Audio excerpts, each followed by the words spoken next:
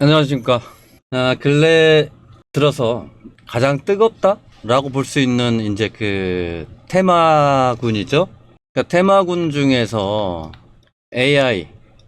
AI는 뭐 좀 지속적인 성장성이 있기 때문에 주가들도 좀 강하게 좀 반등되고 있죠.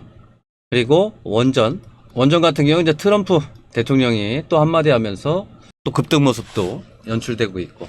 근데 전 영상이나 이렇게 이제 보시면은 제가 이제 두산 에너빌리티에 대해서는 주의를 당부를 드렸습니다.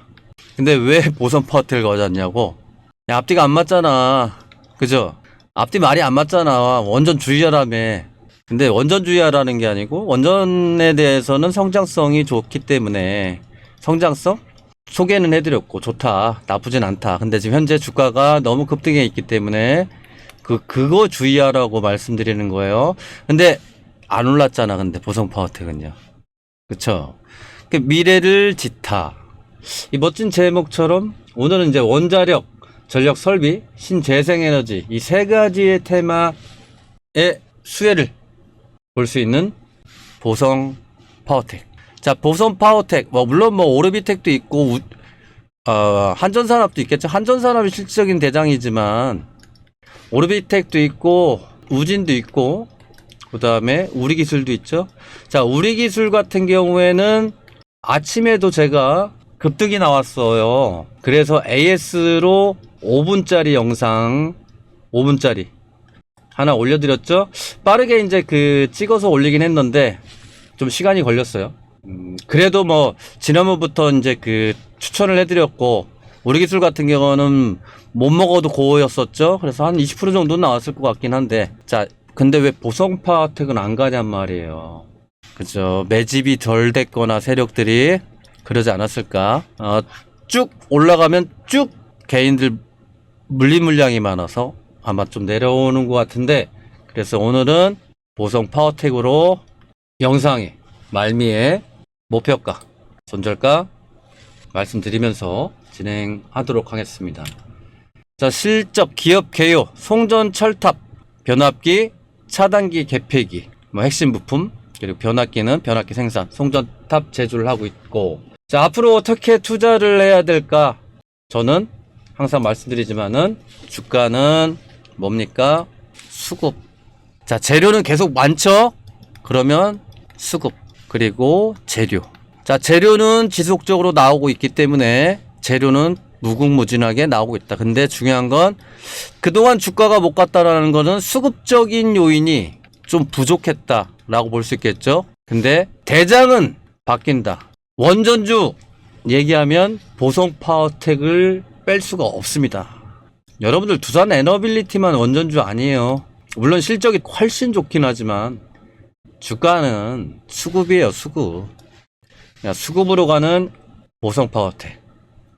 정부 정책, 원전 확대 정책 가속화, 해외 수주, 한수원에서 체코 원전 수주, 그리고 체코 원전 기대감으로 급등을 했었죠. 자, 급등을 했었는데 다른 거에 비해서 좀 못 갔을 뿐. 그럼 다른 거에 비해서 못 갔다라는 거는 뭐예요? 앞으로 확 올라갈 수 있다라는 거예요. 그래서 주가 상승의 요인, 대형 수주, 송전 철탑, 이건 이제 총통 털어서 원전이란 얘기겠죠. 그래서 주가 5월 23일 날, 그리고 트럼프 이슈 한마디에 또 상승도 하고.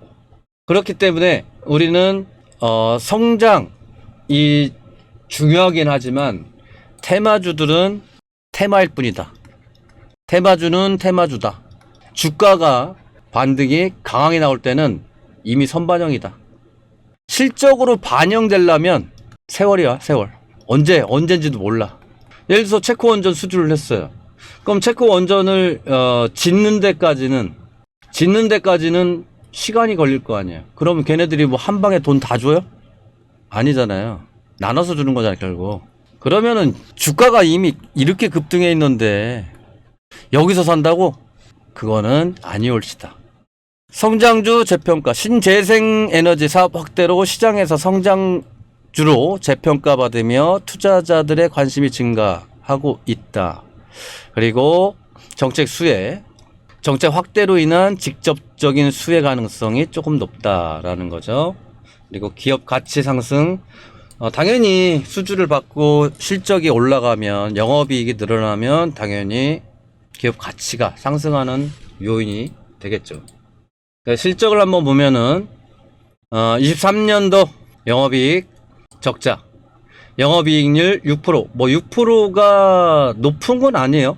제조업들 보면은 보통 이제 뭐 더 낮은 데도 있겠죠. 대기업에 납품을 하는 데는 가격 인하 압력을 받기 때문에 더 낮은데 영업이익률 6%. 그래서 뭐 10%대 나오면 제조업에서는 좀 잘 나오는 편이다라고 볼 수 있겠고, 그러니까 순이익률이 7.2%, ROE 6.8, 부채 비율이 좀 안정적이죠. PER 같은 경우에 좀 제가 제일 높다라고 판단되는 업종 중에서는 이제 게임주들 있죠. 게임주들. 게임주들은 영업이익률? 그렇죠. 영업이익률이 거의 심하면은 40%대 막 나와요. 그나마 그러면 한 20%대 영업이익률이. 근데 이제 게임에서 성공하기에는 좀 쉽지가 않죠. 성공 여부 때문에. 제조업 쪽에서는 10%대 이하도 많다. 그래서 나쁘다는 얘기는 아니에요, 절대.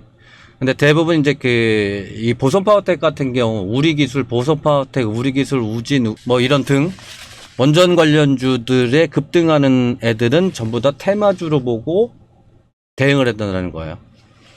그것도 수급. 역시. 그 수급 중에서는 세력 수급. 입성이냐, 또는 세력이 탈출이냐. 이거를 무조건 체크를 해야 됩니다.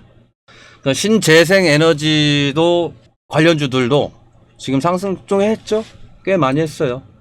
보선 파워텍 같은 경우에는 정부 정책, 해외 원전 수출 수혜, 뭐 이런 것 등 통틀어서 신재생 에너지, 친환경 에너지 사업 확장 중에 있고, 그러니까 신재생 에너지 진출이 주가의 실적에 미치는 영향 같은 경우에는 뭐 앞에서 이제 계속 비슷한 얘기가 나오고 있는데, 성장성 부각, 그리고 제가 제일 좋아하는 테마주 효과로 단기 급등을 잘 한다라는 거. 우리는 주가가 이렇게 올라갈 때 잡는 게 아니고 막 이렇게 좀 급등락은 있는데 크게 안 오른 종목으로 간다. 제 철학입니다. 그래서 보성 파워텍이다. 급등을 하면은 투자자들도 관심을 갖겠죠. 근데 급등하기 전에 저는 잡는다. 어떻게? 분할로. 장기적인 관점으로 봤을 때는 수익성, 사업 다각화, 지속적인 매출 확보. 제일 중요해요. 수익성이 점진적으로 확대되는 게 제일 중요하죠. 뭐 다른 게 중요하겠습니까? 주가에 미치는 영향이니까. 그래서 투자 전략, 그리고 유의할 점은 분할 매도. 마찬가지겠죠. 분할 매수도. 그리고 수주 발표. 이게 이제 수주가 발표되면 하락하는 경향이 있어요. 기존에는 수주 기대감 때문에 상승했기 때문에. 리스크. 요거죠. 원자재 가격 변동. 물론 환율도 영향을 꽤나 미치겠죠. 특히 트럼프의 관세. 이걸 예측 자체가 쉽지는 않죠. 트럼프는. 그래도 트럼프 시대에 주식을 해보신 분들은 아시겠지만 재밌어요. 트럼프가. 주식하는 사람 입장에서는 재미가 있습니다. 재미가. 말 한마디에, 트럼프 말 한마디에 주가가 그냥 팡 뛰었다가, 주가가 팡 뛴다는 거는 코스피나 코스닥까지 막 출렁출렁 거립니다. 당시에 트럼프가 당선이 좀 유력시 될 때, 그날 기억나요? 한 10시, 오전 10시에서 11시 사이에 코스피가 급락을 합니다. 쭉쭉쭉쭉. 코스닥은 더 하겠죠? 그러다 갑자기, 이상해. 트럼프가 좀 당선할 확률이 높아져. 막 아래 꼬리 쭉 달라가지고 그냥, 다시 급등 나오고. 그리고 트럼프 한마디에 막 연설하죠? 보통 3시쯤에 해요. 우리나라 기준에서는 새벽 3시에 하는데, 다음날 아주 개파락 크게 나오고 막 엄청 재밌습니다. 여러분들 주식하면서 이제 조금 겪을 날이 며칠 안 남았을 거예요. 트럼프에 대해서. 그런 것도 한번 생각해 보셔야 됩니다. 요즘 근래 들어서 테마 막 올라간다고 그냥 내지 그냥 잡고 있다가는 아픕니다. 많이 아파. 차트로 넘어와 보면 차프로가 왜 보성파텍은 신규가 들어가고 두산 에너빌리티는 주의가 필요한지. 자, 두산 에너빌리티 같은 경우에는 주가가 상승률이 거의 2배 정도 됐어요. 거의 쉬어가는 타이밍 없이. 쉬어가는 타이밍이 별로 없었어. 그리고 보성파워텍은 이제 보시는 바와 같이 매집 구간에 진행되고 있다는 거예요.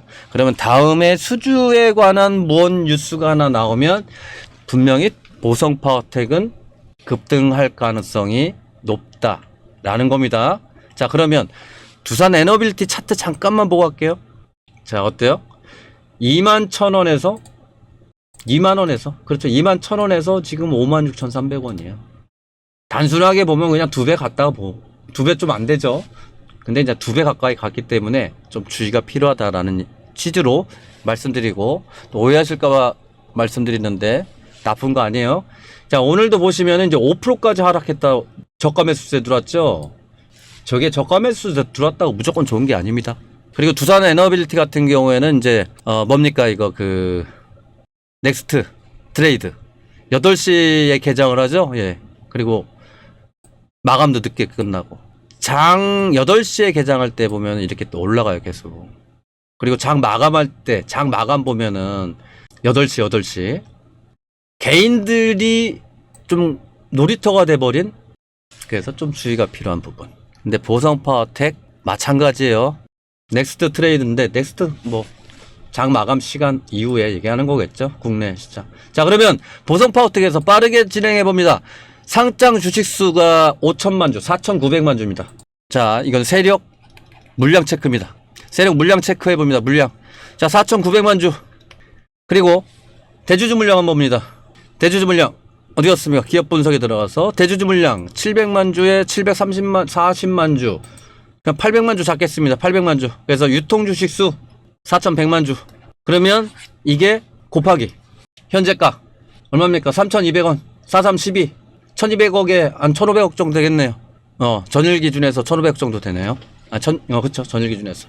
자, 그러면 이제부터 차트를 한번 보도록 하겠습니다. F 어디 갔나요? 마우스 포인트가 잘 안 보였어가지고. 자, 화면을 조금 더 키워볼게요. 여러분들 휴대폰으로 보시면 좀 잘 안 보실 수 있으니까. 자, 유통 주식수가 제가 얼마라고 그랬죠? 약 4,100만 주라고 그랬죠? 시가총액이 크지가 않아요. 1,600억 정도, 1,500 정도. 근데 기술적 분석을 보더라도 이런 거예요. 예를 들어서 크게 빠지질 않죠. 저게 지금 녹색 선이 21선입니다. 21선. 자, 21선을 크게 이탈을 안 하고 있어요. 그러면서 하단에 깔려있는 61선, 121선 다 밑으로 깔려있죠. 이게 기술적 분석인 거예요. 단순하게 보면. 그런데 저는 이제 세력 수급을 설명할 거고. 자, 그럼 밑으로 빠질 확률보다 이렇게 위로 상승한 급등이 한 번씩 나오죠. 18%, 14%, 13%. 근데 얘가 왜 그 부분만 가면 그렇게 열심히 1차로 여기 그 부분만 가면은 저항이 걸릴까? 그거를 한번 생각해 보시라는 거예요. 왜 저항이 걸리는지. 저항 자체는 뭐예요? 매물대가 많다라는 소리잖아요. 그러면 여기만 보면 모른다는 얘기야. 화면을 크게도 보고 조그맣게도 봐야 된다는 거예요. 여기에서 급등락이 심했기 때문에 물려있는 분들이 많다는 얘기입니다. 그리고 여기서 주목할 점은 이겁니다. 4천만 주짜리. 자, 저기에서 이렇게 쭉 다시 돌아가 볼게요. 4천만 주 띄우면서 상한가를 보내요. 그리고 여기네요. 1,300만 주로 상한가를 보내요. 그리고 4천만 주로 고가놀이를 냈어요. 세력들이 지금 여기에서 물려있다기보다는 여기서부터 매집을 하는 거예요. 그러면 단순하게 보면 평단가가 중간을 잡습니다. 제 영상 보면 나와요. 여기에서 상단과 하단의 중간을 봅니다. 그리고 더 중요한 건 이 장대 양봉이 나왔던 자리. 고가놀이를 냈잖아요. 전 거래일보다 수급이 훨씬 많이 들었어요. 그러면 얘는 평단가가 더 올라가겠죠. 여기하고 얘도 마찬가지예요. 위하고 아래 했을 때 요 정도 나오겠죠. 근데 요 평단가인데 여기에서 거래량이 엄청 터졌기 때문에 얘들 평단가는 어떻게 됩니까? 장대 양봉의 3분의 1 정도로 올라갑니다. 그래서 얘들 평단가는 3,300원 선이 되는 거예요. 3,300원 중반이 되겠든. 그러면 얘들은 지금 쭉 내려와서 여기에서는 그냥 개인들 뭐 원전 뉴스도 없었으니까 재미없게 그냥 쭉 지나가죠. 그리고 나서 여기서부터 원전 뉴스들이 나오면서 계속 얘는 뭡니까? 펌핑을 하려고 하죠. 근데 직전 고점에 매물대 또 그러니까 또 밀려 또 올라가려고 했는데 여기에서 물린 애들 여기에서 물린 개미들 엄청 물량 쏟아내고 있는 거야. 계속 나오니까. 근데 어저께의 의미를 좀 두자면 전거래일의 의미를 두자면 거래량이 1470만 주가 나왔고 급등을 했다가 5% 정도의 마감을 했지만은 양봉으로 마감을 했다라는 거. 자, 그러면 중요한 거는 이제 진짜 세력이 나갔는지 안 나갔는지를 봐야겠죠. 자, 세력 평단가는 제가 금방 말씀드렸죠. 잃어버리지 마세요. 이거 매매할 때 3,200원이라고 했나요? 3,300원이라고 했네요. 하여튼 그쯤 세력 평단가예요. 이게 현재 상태에서 아까 체크한 것만 그럼 여기에서 보면은 200만 주밖에 안 돼요. 뭐 300만 주. 근데 여기에서부터 보면은 1200만 주, 1000만 주, 1200만 주 이렇게 나오죠. 자, 그러면 여기에서 이제 평단가를 또 구해봅니다. 분봉으로 갑니다. 이제는 지우고 3,300원 기억하시고 자, 쭉 이렇게 봅니다. 제가 전일 기준이라고 그랬죠. 자, 며칠 전에도 움직였어. 분명히 윗골이 달았는데 얘네들은 거래량이 크게 없어. 이거는 얘 때문에 왜곡 현상이 나온 거예요. 그래프가 차트가 이렇게 보면은 뭐 얘네들만 보면은 커질 수 있어. 이것만 보면 또 봉이 큰 것 같죠? 근데 저렇게 보면 이제 봉이 짧아지는 거니까 저건 왜곡이 된 거고. 자, 근데 이 장대의 수급은 어디로 갔어요? 어디로 갔어요? 없잖아요. 얘들 여기서 잡아놓고선 어디 도망간 게 아니라는 거예요. 그러면 여기에서 장대 양볼 뽑은 자리에서 중간을 거보면은 3,400원. 아까 3,300원, 지금 3,400원. 나누기 2를 합니다. 더해서. 그럼 뭐 3350이 있네요. 요 정도 선. 그러니까 대략적인 거예요. 정확한 건 아니에요. 제가 세력도 아닌데 세력 평단가를 어떻게 알아? 그냥 세력 평단가가 대략적인 부근이라는 거예요. 이 부근. 그럼 우리는 뭐해? 부근인데 세력 물량이 안 나갔으니까 이걸 확인은 됐잖아. 일단 확인이 됐으니까는 우리는 이걸 토대로 해서 이제 분할 매수 들어간다 라는 거예요. 지금 세력 평단가보다 아래야. 매수예요? 아니에요. 당연히 매수죠. 분할로. 분할 매수 가면 됩니다. 아직 원전주 살아있잖아요. 원전주는 대장은 바뀔 수 있어요? 제가 이제 그 지난 시간에 공략했던 우리 기술도 급등을 했지만 오늘도 급등을 했고 근데 얘는 안 움직이잖아요. 얘 한번 지켜볼 만하다라는 거예요. 그래서 오늘의 원전 대장주는 바뀐다. 우리 기술. 이 아니고 보성 파워텍입니다. 그러면 이제부터 목표가 한번 가봅니다. 자, 세력 평단가는 3,350원이라고 말씀드렸으니까 여기였었네요. 아까. 그러면 세력이 여기 가서 팔을까요? 안 팔아. 그러면 우리는 목표가를 고점 부근 단기적인 트레이딩 관점이냐 스윙 관점이냐 조금 틀려지겠지만 일단 목표가를 1차 목표가를 글씨가 안 보이네요. 잠깐 지워볼게요. 1차 목표가를 이 고점 부근 지웁니다. 저항 단기적인 관점을 볼 때는 이 저항 딸깍. 자, 조금 더 키워볼게요. 자, 여기 왜 저기에 1차 목표가를 잡는지. 자, 여긴 종가 그렇죠? 얘는 시가. 그 자리를 이탈했어. 그럼 저기 가면은 저항이다라는 거예요. 1차 목표가 그래서 3,500원. 자, 1차라고 그랬어요. 지지라인 때 여기 있죠?